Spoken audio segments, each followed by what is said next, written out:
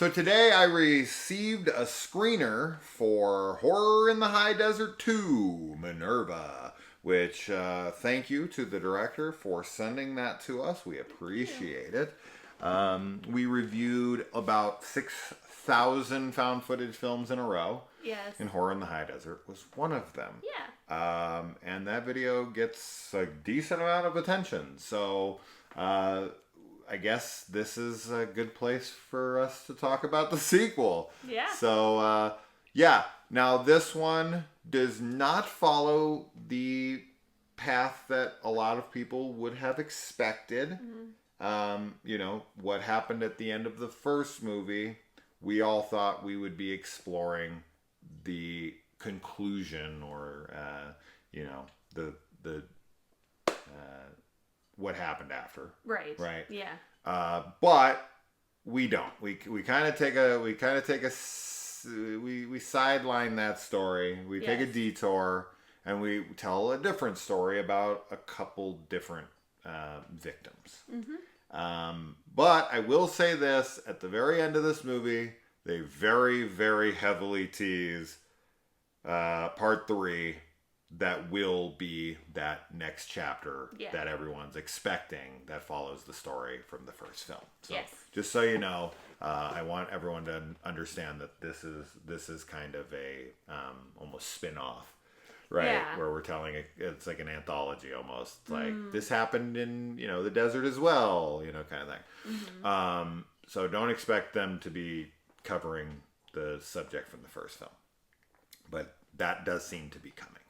Now, as far as the first film went, what I think a lot of people like about it and what we did like about it was that the film feels very authentic, right? And a lot of people watched that film thinking it was a legitimate documentary about a guy that went missing. Yes. Which is a good testament to the direction because it made it feel like a legit documentary. This one definitely gets more into the horror quicker. And more, right? Yeah. Like we definitely deal with the horror elements much earlier on and a good amount more for sure. Overall, I did like this probably more than the first one. The only thing I would say is the film, it doesn't feel super focused. Right? Because the film is called Horror in the High Desert 2 Minerva, and we're supposed to be following Minerva, we break away from that about halfway through the film and don't really ever return to it. And even though they are linked to a degree, calling the film Minerva and then not focusing on that story and basically just almost not ditching it completely, but basically ditching it. Yeah. It feels like this is an anthology movie with two different segments. Yeah. And that's odd to me because the film is called Minerva. And I think if the title was like Horror in the High Desert 2 and that's it, or Horror in the High Desert 2, I think I said something earlier like... you like stories like... Something in the desert or like doesn't matter. Disappearances or whatever the hell. I could come up with a better title. Give me 5 minutes. It doesn't matter. So that kind of threw me because of the title of the film and because it does start with her. And I'm like, oh, okay, we're just going to follow her. And it just kind of breaks away. And also, I think certain segments drag on too long. I agree. I did feel actually kind of towards maybe the last third of the movie that there was a little bit of pacing issue for me. Sure.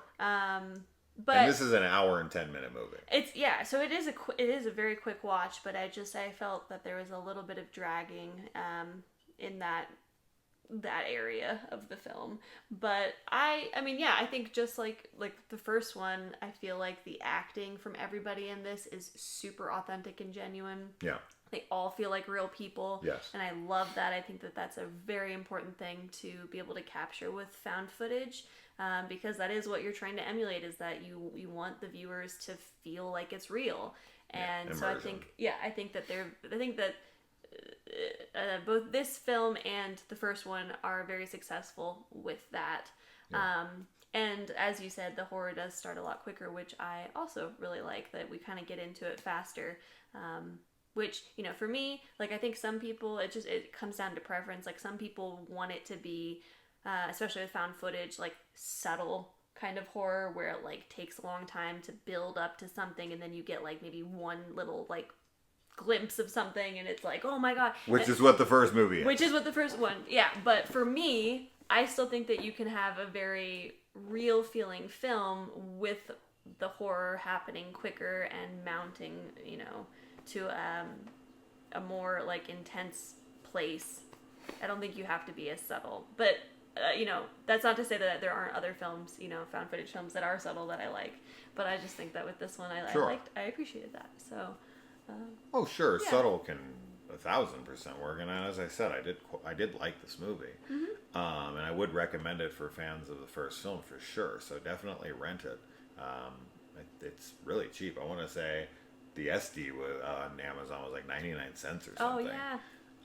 And the HD's $2.99. I'm pretty sure. Don't quote me on that. I don't know why you would. I don't know why anyone would go on the line and be like, Jason Smith said. Quote unquote. Quote unquote. But yeah, there's some tapes that they find. There's some found footage in here. Yeah. That's taken by somebody. Oh my gosh. And this stuff I thought was really cool. Yeah. Probably my favorite aspect of the film because it is so off-putting. It's very off-putting. There's a voice that's, like, heard. Yeah. That was really creepy, and, like, just what they were saying, like, the dialogue is really creepy and unsettling. So, yeah, that was great. That stuff was really great. Yeah, because you're just kind of lost on what's even happening. I know. And you're just like, what is going on? That feeling of unsurety of, like, what you're watching. Yeah. It does have that effect. And that's kind of like how some people viewed, like, Skinamarink or something. Sure. Where it's, like, very ambiguous and you don't really know what's happening and the imagery and the sound and all that stuff is off-putting. Mm-hmm. This does that better for me. Yeah. Where I'm like, for me too. because I'm seeing something. Right. Because I can, like, I don't know, I can make something out of it. Yeah. But whatever. Yeah, as she said, there's very solid performances from everybody. This is clearly a very, very low budget effort that was made during COVID, right? That's what you read in the thing you sent us? The first film was made during COVID? Oh, okay. Yeah. She was kind of reading the message he sent to me out loud. Just a little bit of it. Mm-hmm. I obviously wasn't paying as good of attention as I should. Yeah, so... What else did he say that maybe people needed to know? Anything of importance? I don't remember anything about this film in particular. I think it was just clarifying the filming of the first movie, like when that happened. Yeah. Yeah, I really like the setup for the next film, you know, like I put the next story with this film. Yeah. And, yeah. I would have definitely preferred for this entire film to focus completely on Minerva. To stick with that or interweave the stories more so that I felt like they were more connected. Because I actually had to write the director to ask him why they were even connected. Oh. And then he answered and I was like, oh, okay, I guess I see that now. Oh, okay, yeah. So that's, but yeah, when I have to write the director, that makes me feel like... Yeah. You know, I need more cohesion. So maybe if the stories were told more entangled, I think this would have maybe worked better. Or if we would have just stuck with the Minerva storyline completely, or just like, you know, here's some stories that happened in the desert. Yeah, if you went like the more anthology route, like as you said, and had like a bunch of different ones, that all kind of led up to the same night or something. Almost like that show we watched on Apple, Calls. Oh, yeah. Where everything kind of culminates. Sure, that's really cool. And builds to one event. Yeah. And to interweave them in that way to where like kind of they end at each other, right? They all kind of come to a head together. Yeah. I agree. Yeah, I think it would have been good to either focus on one or intermingle them a little bit more. Yeah. But yeah, overall, I like the film. I enjoyed watching it, and I'm definitely looking forward to the next installment and like seeing what else comes of horror in the high desert. What'd you think? He was asleep the whole time. You slept through the whole damn thing, and you're still sleeping. Oh, don't yell at him. He's so You're not yelling. sleepy. I'm not yelling. I know. So, anyways, all right. So the next time we do Horror in the High Desert 3, you're gonna be like this. No. Maybe. He'll be bigger. He'll be bigger. He will be. All right. So yes, thank you to the director-writer for sending this to us. We had a good time with it. Yeah. We do recommend it. As we said, if you're a fan of found footage and you're a fan of the first film, it's definitely a recommendation. Yes. We just have some notes that we extended your way for part 3. Yeah.